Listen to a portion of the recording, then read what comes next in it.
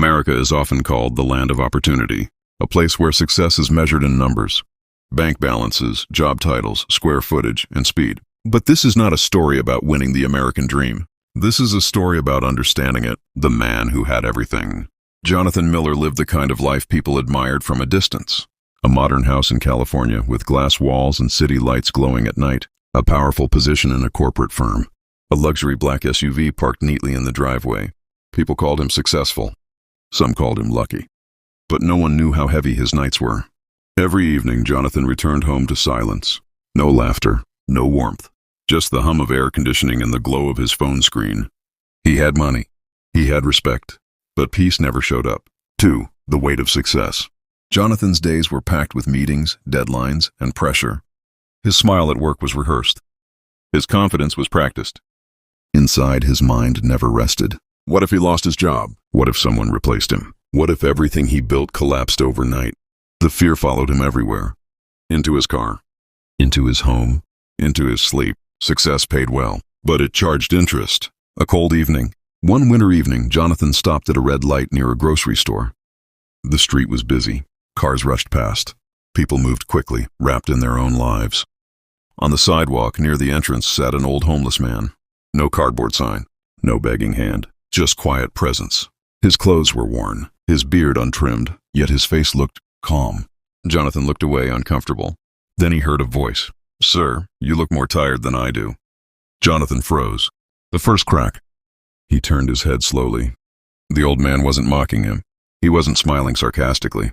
He was smiling kindly. Jonathan rolled down the window. "You don't even know me," he said. The old man nodded gently. "I don't need to." I recognized tired souls. Something shifted inside Jonathan. Without fully understanding why, he parked the car and stepped out.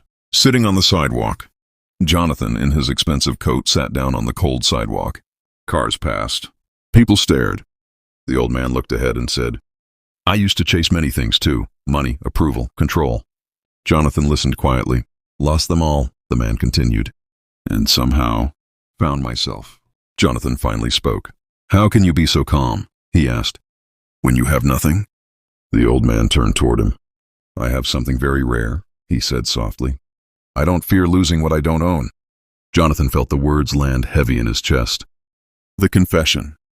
For the first time in years, Jonathan spoke honestly. "I'm scared all the time," he admitted. "Of failure, of falling behind, of losing everything." The old man nodded.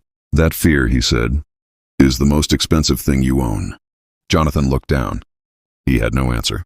Silence that spoke. They sat quietly. No advice, no preaching, just truth. That night, Jonathan slept less than ever, but he thought more clearly than he had in years. The next morning, Jonathan returned. He carried food, coffee, hope, but the sidewalk was empty. The old man was gone. Only a piece of cardboard lay near the wall. Written in uneven handwriting were the words, "Freedom begins where fear ends." What changed? Jonathan didn't quit his job. He didn't sell his house. He didn't abandon success, but he stopped letting it own him. He learned to breathe, to say no, to sleep, and every time fear returned, he remembered a man with nothing, who taught him everything. Final thought. True wealth is not what you hold, it's what no longer controls you. And sometimes, the richest lessons come from the poorest places.